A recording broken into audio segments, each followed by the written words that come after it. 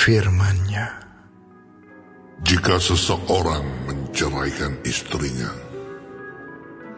lalu perempuan itu pergi daripadanya dan menjadi istri orang lain, akan kembalikah laki-laki yang pertama kepada perempuan itu? Bukankah negeri itu sudah tetap cemar? Engkau telah berzina dengan banyak kekasih dan mau kembali kepadaku. Demikianlah firman Tuhan. Layangkanlah matamu ke bukit-bukit gundul dan lihatlah. Di manakah engkau tidak pernah ditiduri? Di pinggir jalan-jalan engkau duduk menantikan kekasih, seperti seorang Arab di padang gurun. Engkau telah mencemarkan negeri dengan zinahmu dan dengan kejahatanmu. Sebab itu dirus hujan tertahan, dan hujan pada akhir musim tidak datang. Tetapi dahimu adalah dahi perempuan sundal. Engkau tidak mengenal malu. Bukankah baru saja engkau memanggil aku, Bapakku? Engkaulah kawanku sejak kecil. Untuk selama-lamanyakah ia akan murka, atau menaruh dendam untuk seterusnya? Demikianlah katamu, namun engkau sedapat-dapatnya melakukan kejahatan. Tuhan berfirman kepadaku dalam zaman Raja Yosia. Sudahkah engkau melihat apa yang dilakukan Israel, perempuan murtad itu? Bagaimana dia naik ke atas setiap bukit yang menjulang, dan pergi ke bawah setiap pohon yang rimbun untuk bersundal di sana. Pikirku, sesudah melakukan semuanya ini, ia akan kembali kepadaku, tetapi ia tidak kembali. Hal itu telah dilihat oleh Yehuda, saudaranya perempuan yang tidak setia. Dilihatnya bahwa oleh karena zinahnya, aku telah menceraikan Israel, perempuan murtad itu, dan memberikan kepadanya surat cerai. Namun Yehuda, saudaranya perempuan yang tidak setia itu, tidak takut, melainkan ia juga pun pergi bersundal.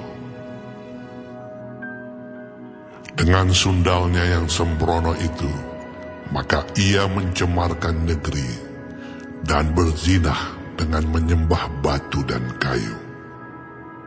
Juga dengan semuanya ini Yehuda, saudaranya perempuan yang tidak setia itu, tidak kembali kepadaku dengan tulus hatinya, tetapi dengan pura-pura.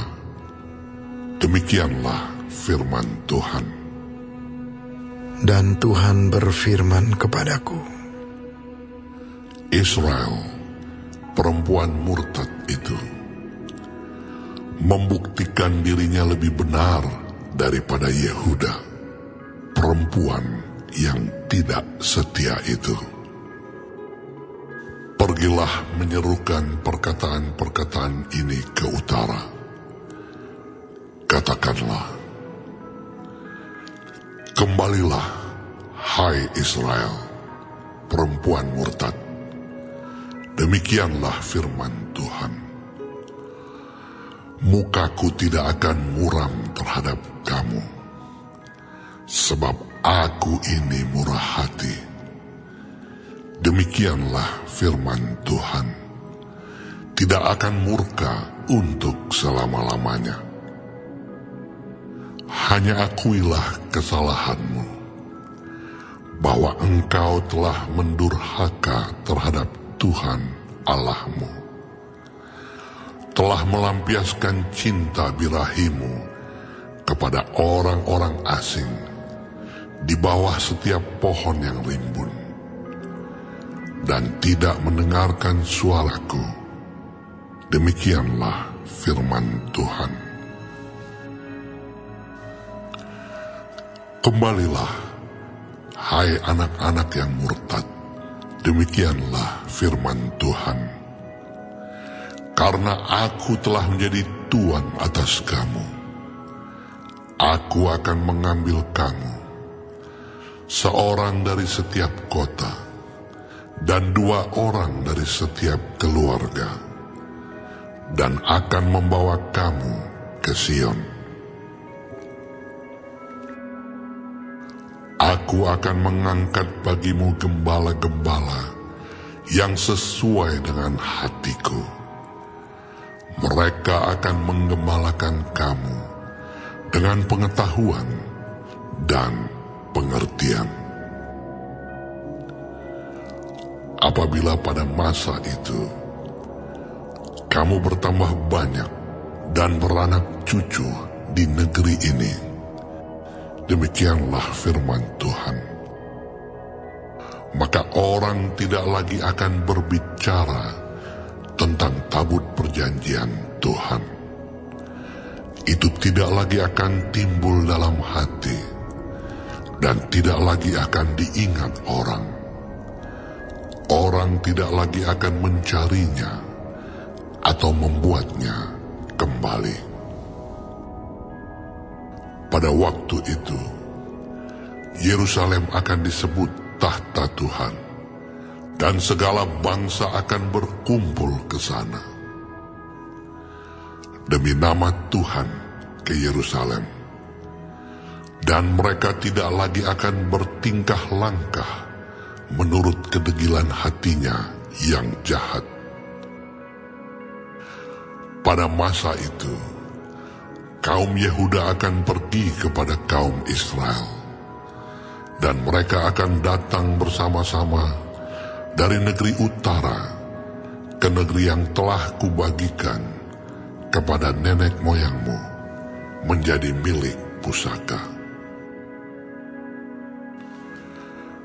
Tadinya pikirku, sungguh aku mau menempatkan engkau di tengah-tengah anak-anakku dan memberikan kepadamu negeri yang indah, milik pusaka yang paling permai dari bangsa-bangsa. Pikirku, engkau akan memanggil aku Bapakku, dan tidak akan berbalik dari mengikuti aku. Tetapi sesungguhnya, seperti seorang istri tidak setia terhadap temannya, demikianlah kamu tidak setia terhadap aku, hai kaum Israel. Demikianlah firman Tuhan. Dengar, di atas bukit-bukit gundul, kedengaran tangis, memohon-mohon dari anak-anak Israel, sebab mereka telah memilih jalan yang sesat dan telah melupakan Tuhan Allah mereka. Kembalilah, hai anak-anak yang murtad. Aku akan menyembuhkan engkau dari murtadmu. Inilah kami datang kepadamu, sebab engkaulah Tuhan Allah kami. Sesungguhnya, bukit-bukit pengorbanan adalah tipu daya, yakni keramaian di atas bukit-bukit itu. Sesungguhnya, hanya pada Tuhan Allah kita ada keselamatan Israel. Tetapi berhala yang memalukan itu menelan segala hasil jerih lelah nenek moyang kita dari masa muda kita. Kambing domba mereka dan lembu-lembu mereka, anak-anak lelaki dan anak-anak perempuan mereka. Maka biarlah kita berbaring dengan perasaan malu, dan biarlah noda kita menyelimuti kita, sebab kita telah berdosa kepada Tuhan Allah kita, yakni kita dan nenek moyang kita dari masa muda kita sampai hari ini. Dan kita tidak mendengarkan suara Tuhan Allah kita.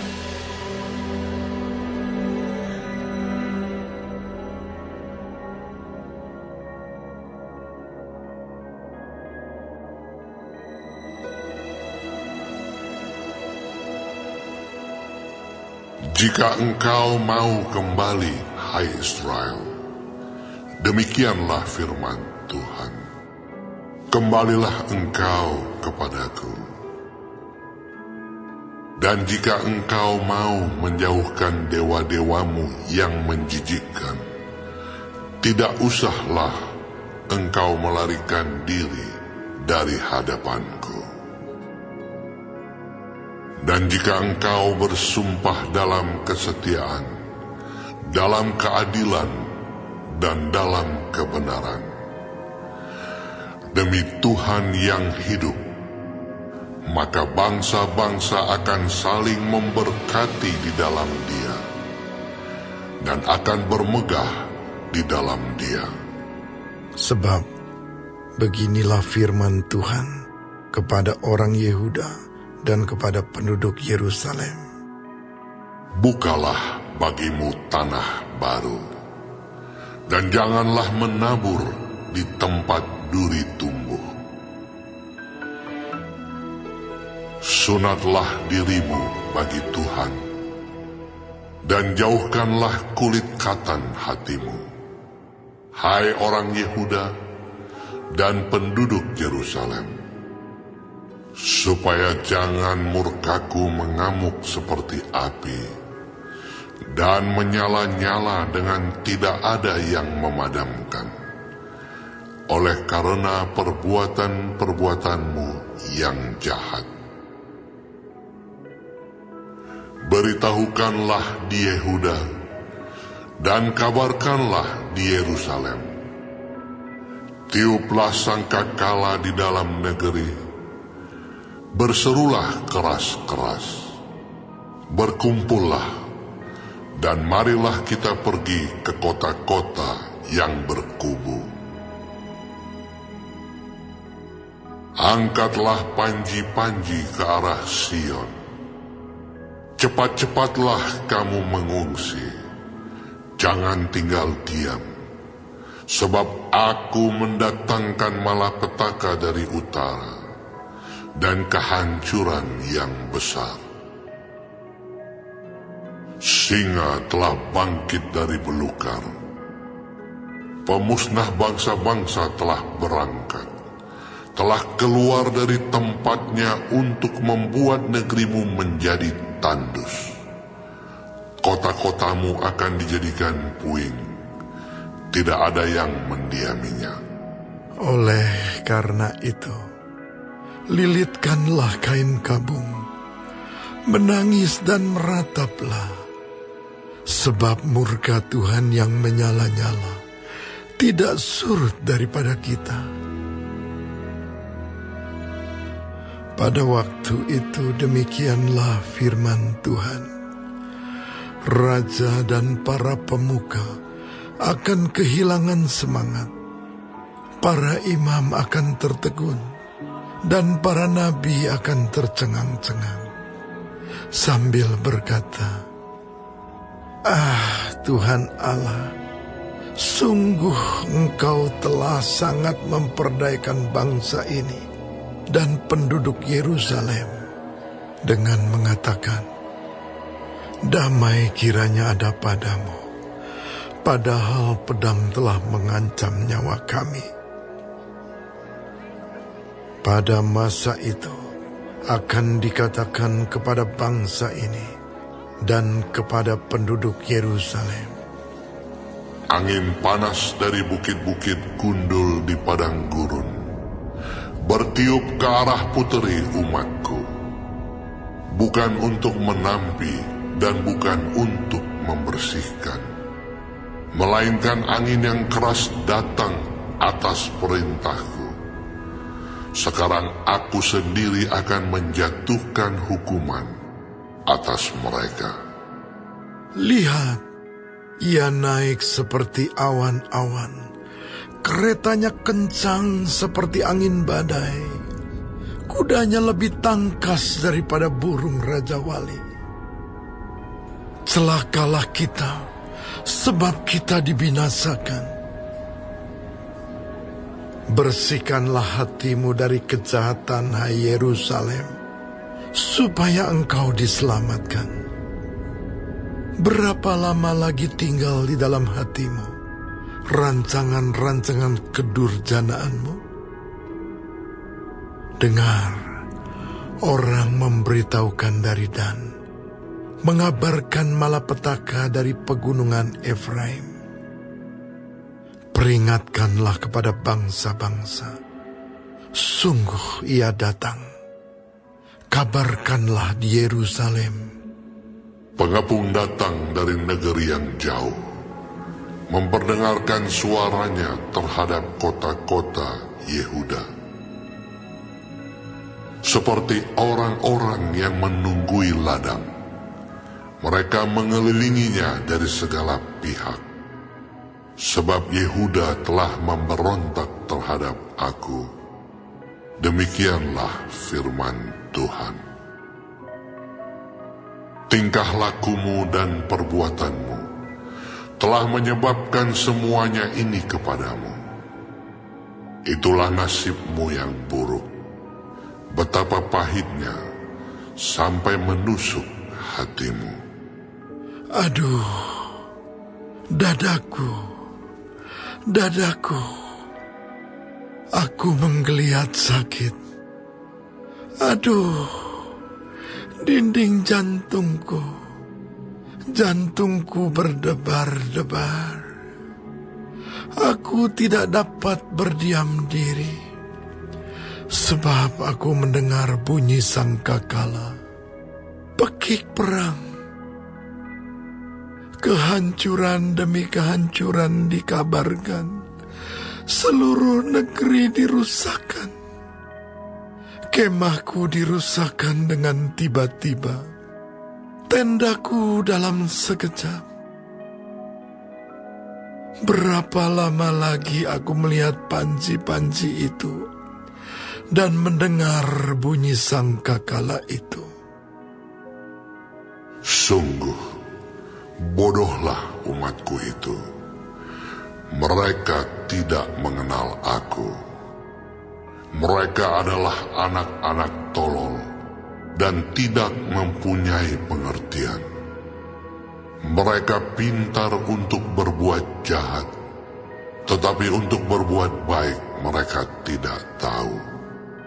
Aku melihat kepada bumi, ternyata campur baur dan kosong, dan melihat kepada langit, tidak ada terangnya. Aku melihat kepada gunung-gunung, ternyata goncang, dan seluruh bukit pun goyah.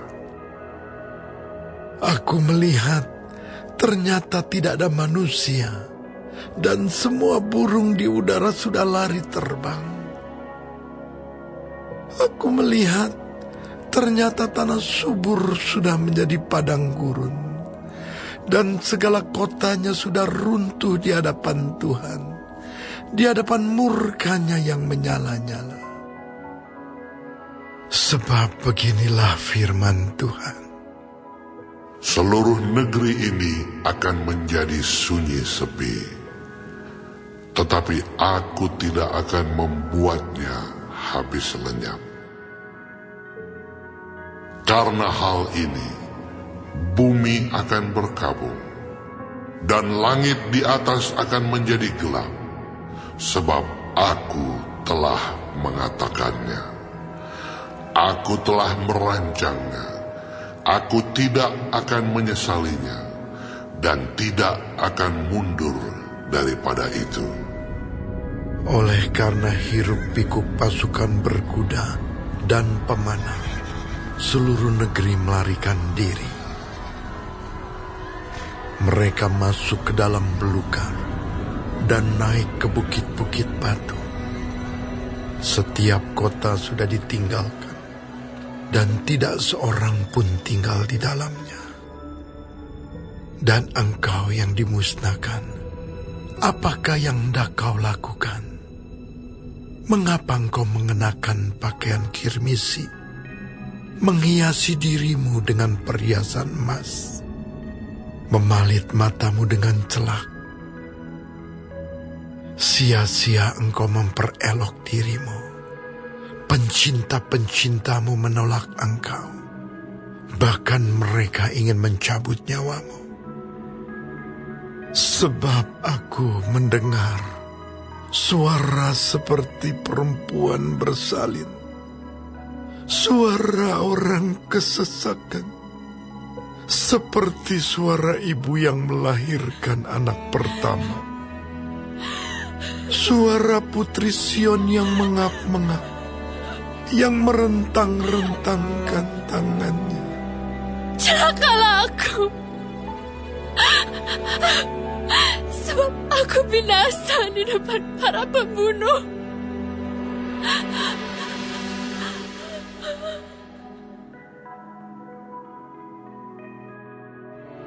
Ada seorang yang sedang sakit, namanya Lazarus. Ia tinggal di Betania, kampung Maria dan adiknya Marta. Maria ialah perempuan yang pernah meminyaki kaki Tuhan dengan minyak mur dan menyekanya dengan rambutnya. Dan Lazarus yang sakit itu adalah saudaranya. Kedua perempuan itu mengirim kabar kepada Yesus. Tuhan, dia yang kau kasihi sakit. Ketika Yesus mendengar kabar itu, ia berkata, penyakit itu tidak akan membawa kematian, tetapi akan menyatakan kemuliaan Allah. Sebab oleh penyakit itu, anak Allah akan dimuliakan. Yesus memang mengasihi Marta dan kakaknya dan Lazarus.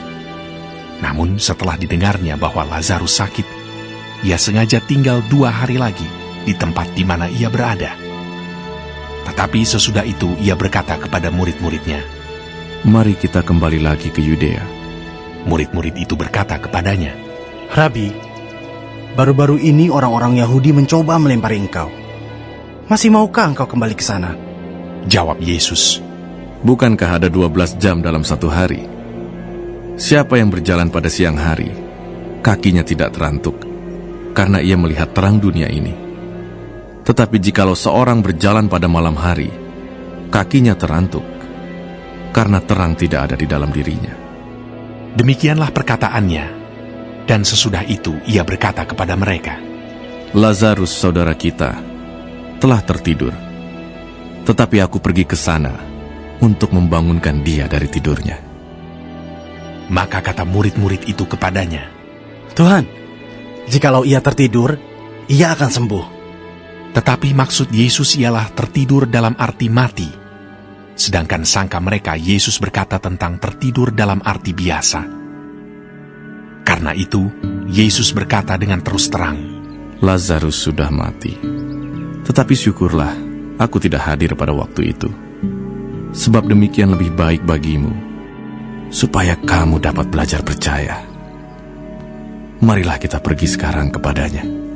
Lalu Thomas yang disebut Didimus berkata kepada teman-temannya, yaitu murid-murid yang lain, marilah kita pergi juga untuk mati bersama-sama dengan dia. Maka ketika Yesus tiba, didapatinya Lazarus telah 4 hari berbaring di dalam kubur. Betania terletak dekat Yerusalem, kira-kira 2 mil jauhnya. Di situ banyak orang Yahudi telah datang kepada Marta dan Maria untuk menghibur mereka, berhubung dengan kematian saudaranya. Ketika Marta mendengar bahwa Yesus datang, ia pergi mendapatkannya, tetapi Maria tinggal di rumah. Maka kata Marta kepada Yesus, Tuhan, Sekiranya Engkau ada di sini, saudaraku pasti tidak mati.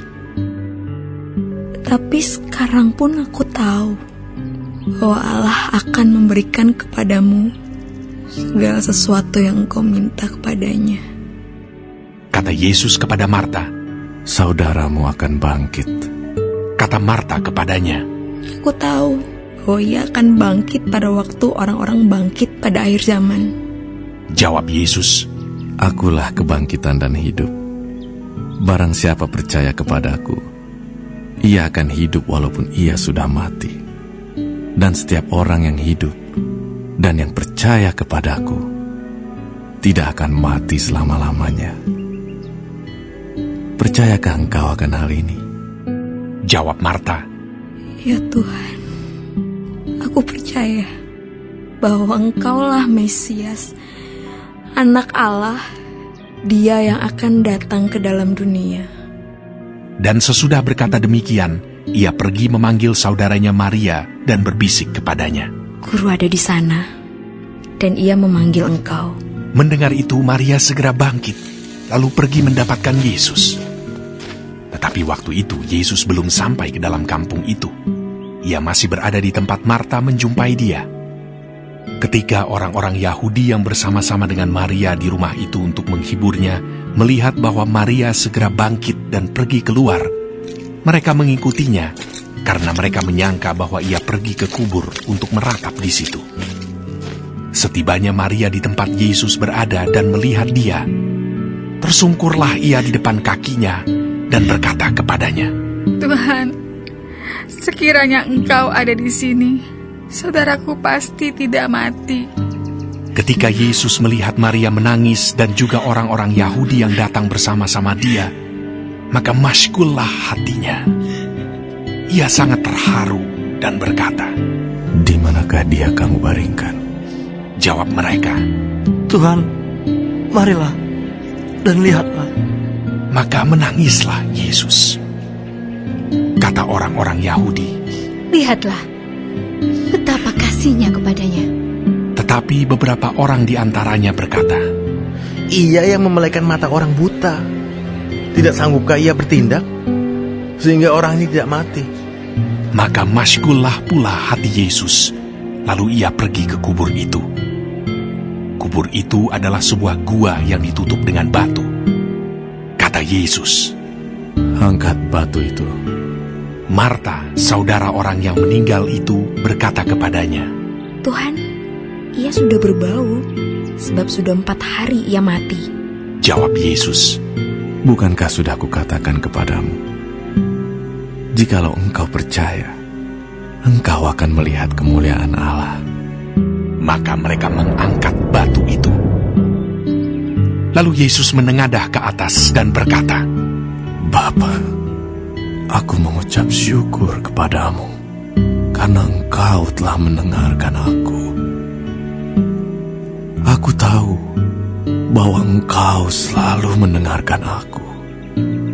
Tetapi oleh karena orang banyak yang berdiri di sini mengelilingi aku mengatakannya supaya mereka percaya bahwa engkaulah yang telah mengutus aku. Dan sesudah berkata demikian, berserulah ia dengan suara keras, Lazarus, marilah keluar. Orang yang telah mati itu datang keluar.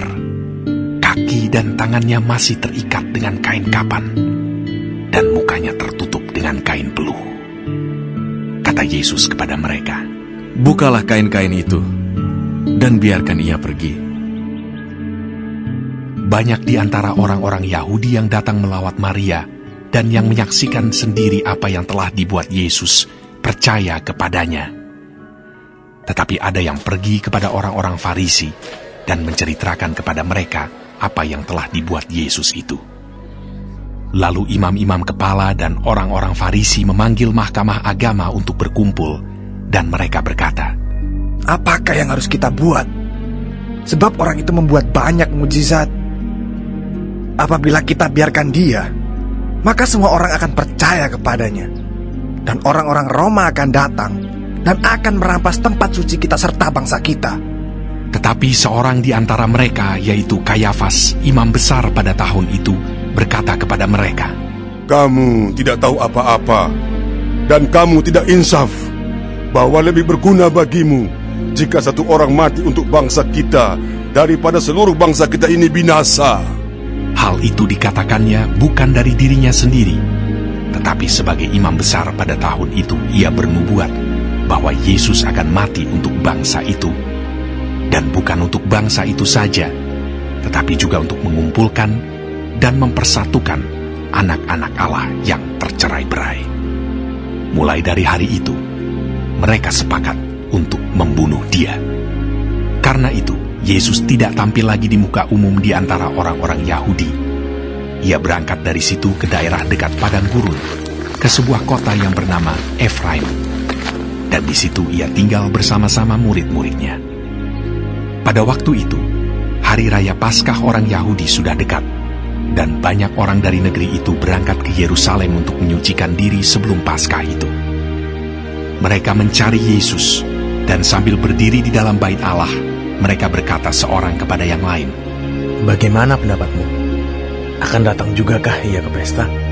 Sementara itu, imam-imam kepala dan orang-orang Farisi telah memberikan perintah supaya setiap orang yang tahu di mana dia berada memberitahukannya agar mereka dapat menangkap dia.